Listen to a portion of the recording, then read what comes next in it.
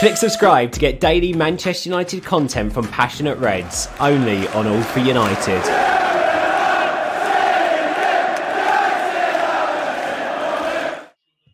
It looks like our business is done, and we might not be signing a midfielder unless we can sell about 5 different players. Do you think Ole will need to change what his plans were at the start of the season in terms of how we're going to set up? Throw to the floor. No.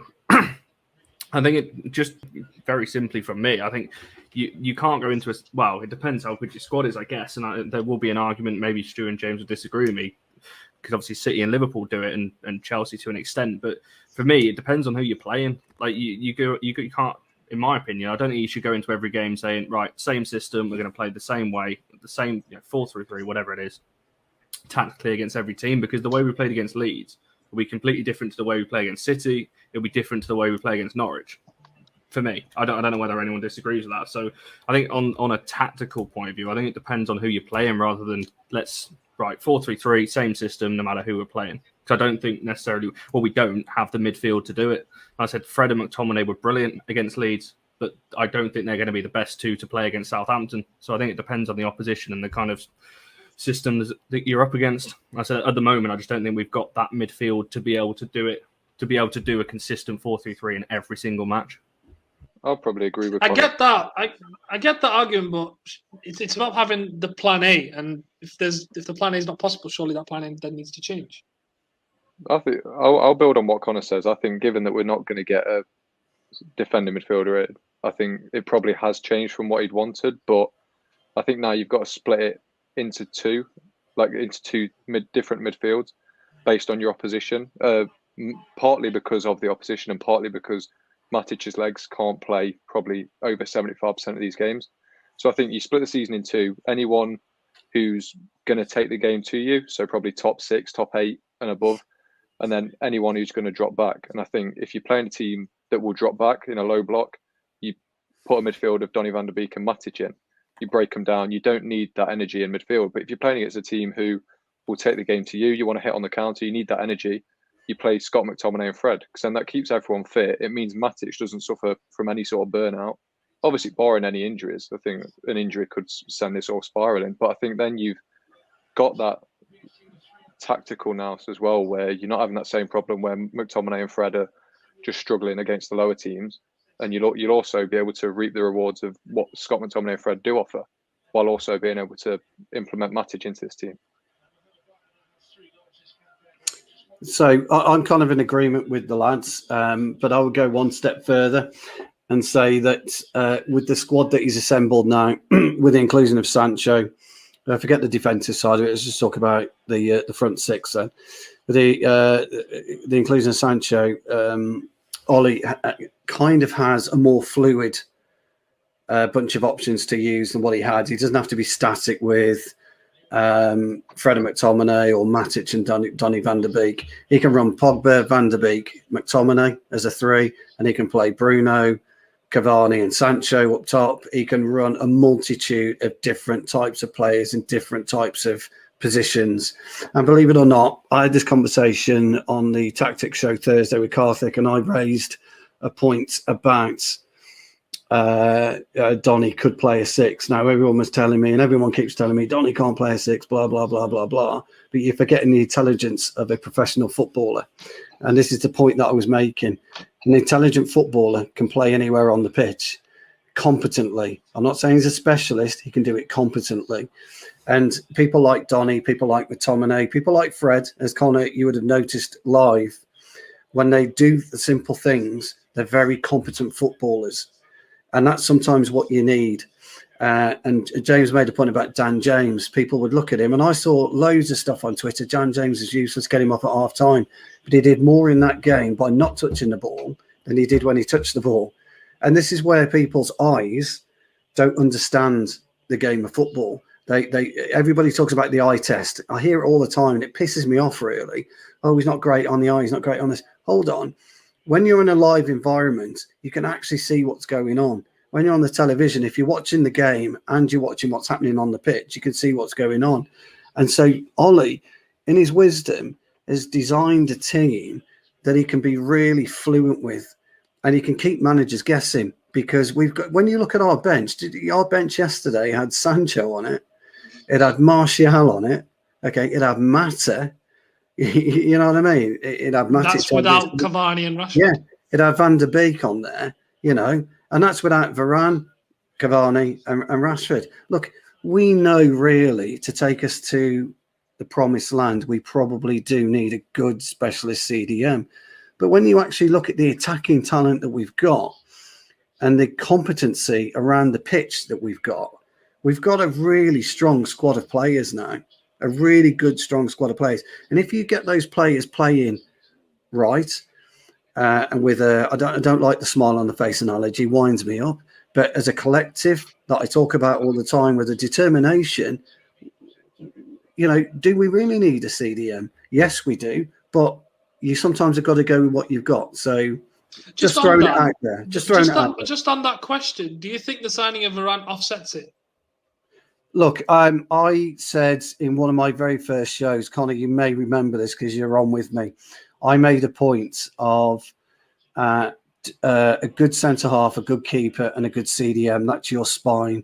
You know, that is the one that sets up your team from a defensive point of view and an attacking point of view. That's what gets you going.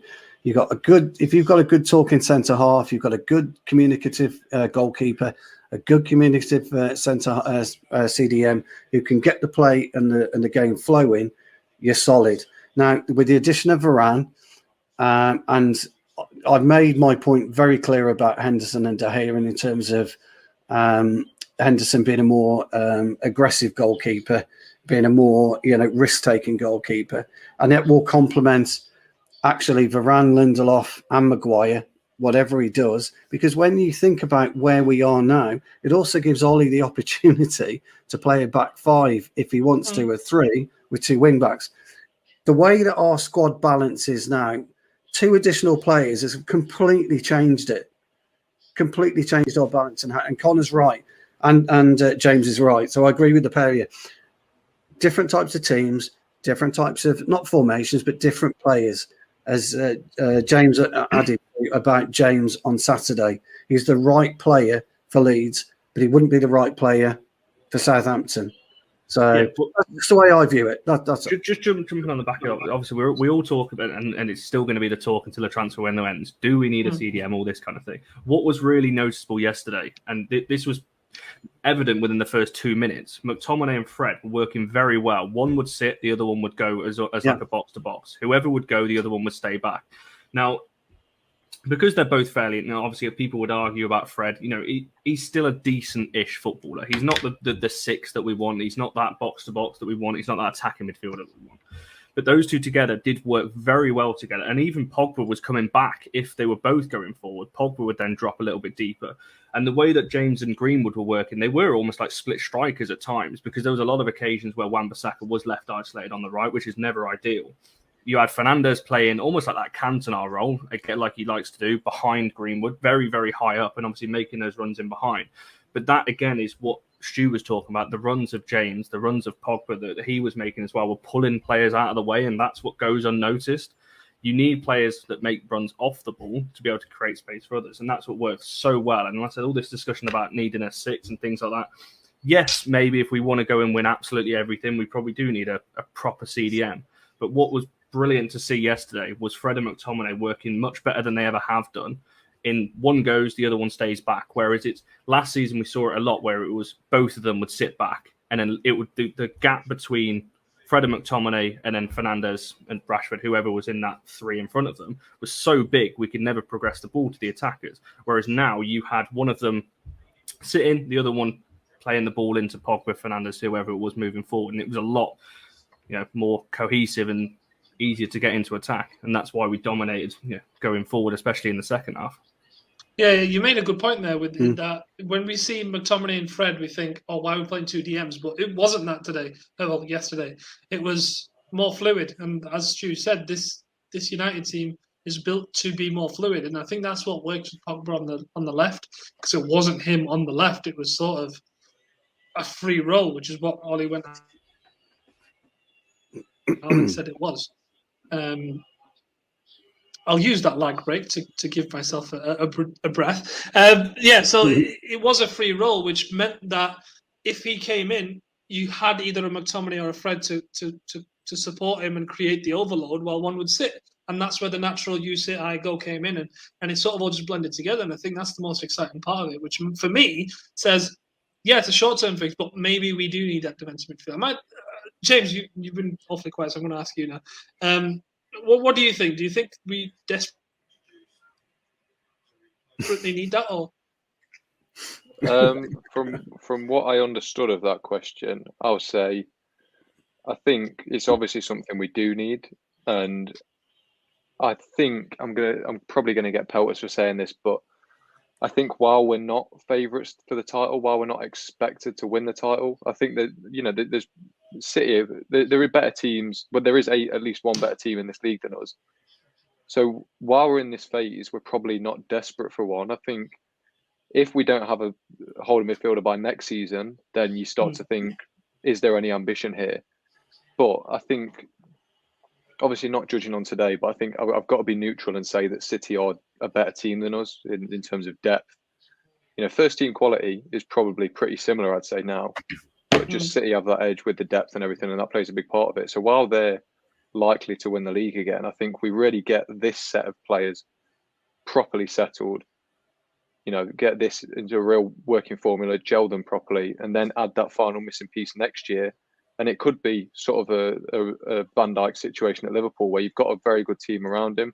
You add that player in that you need, and suddenly you watch the team explode. And I think that could be a way to do it. Obviously, I'd much prefer we got one in this season, but I think maybe just use this season to develop the players, get them gelled. Obviously, win a trophy at least. Otherwise, everyone's going to be pretty annoyed. But next season, if we've still got this same group of 10 players without that defensive midfielder, add in that missing cog, and then Fergie days are back.